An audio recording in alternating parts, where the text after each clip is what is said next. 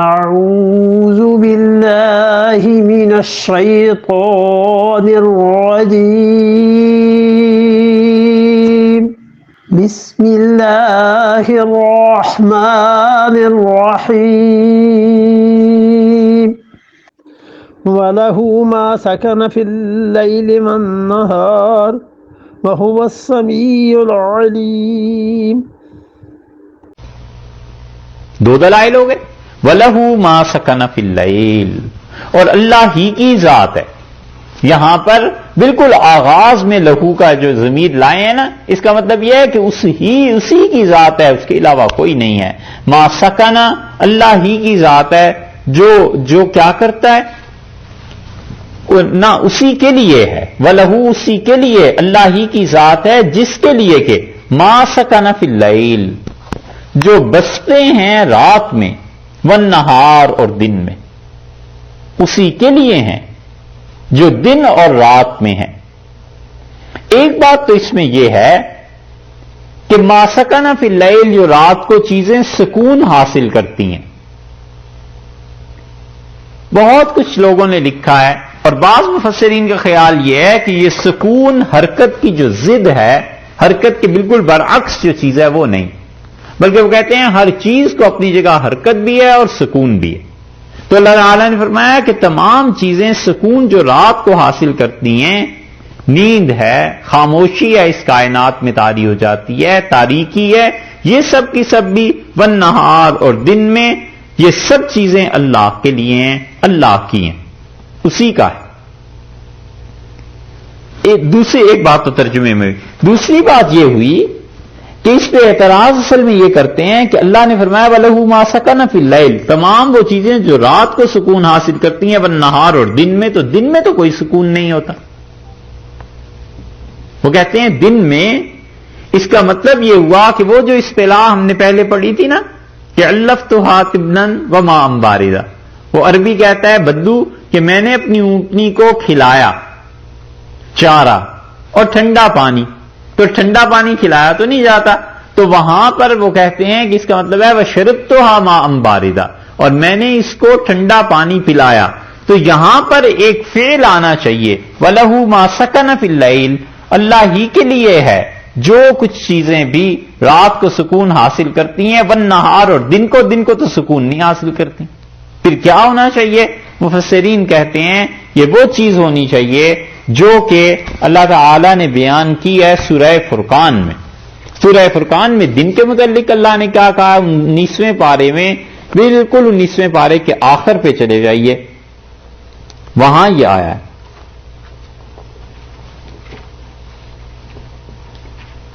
25 number ہے سورت کا، اور 47 نمبر آیت ہے 47.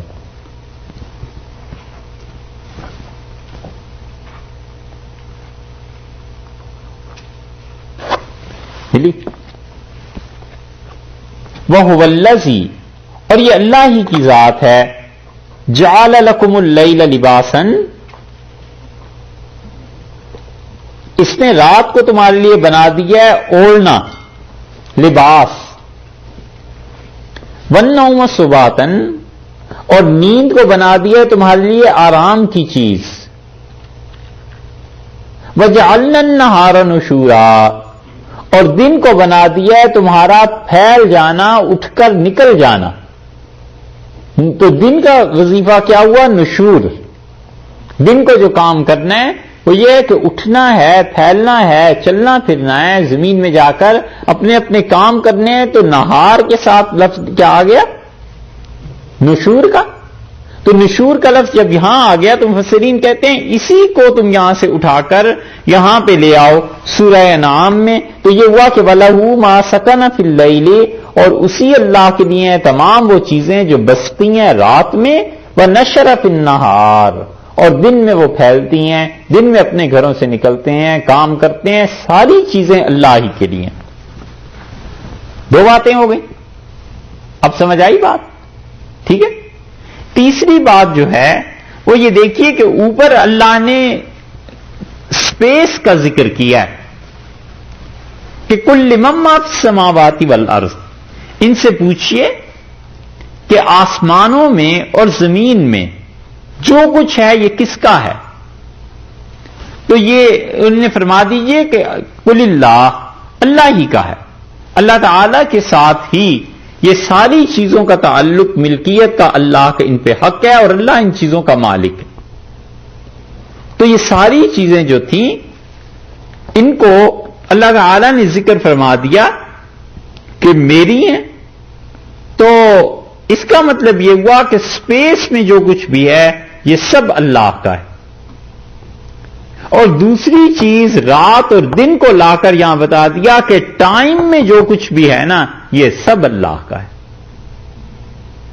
دیکھا وَلَهُ مَا سَكَنَ فِي اللَّيْلِ، اور اسی کا ہے جو کچھ کے بستا ہے اس کائنات میں رات کو، جو چیزیں بھی آرام پکڑتی ہیں، وَنَشَرَ فِي النَّهَارِ، اور جو چیزیں بھی دن کو نکلتی ہیں کام کرتی ہیں.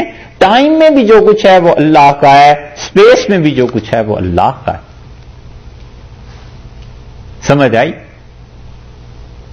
کیسی زبردست بات ہے کہ پہلے اسپیس کا ذکر کیا، پھر ٹائم کا ذکر کیا، اور پھر فرمایا وَهُوَ السَّمِيعُ، اور اللہ کی ذات ہے جو بہت سنتی ہے، العلیم، اور اللہ ہی کی ذات ہے جو علم والی ہے، اس کو ان سب چیزوں کا پتہ ہے.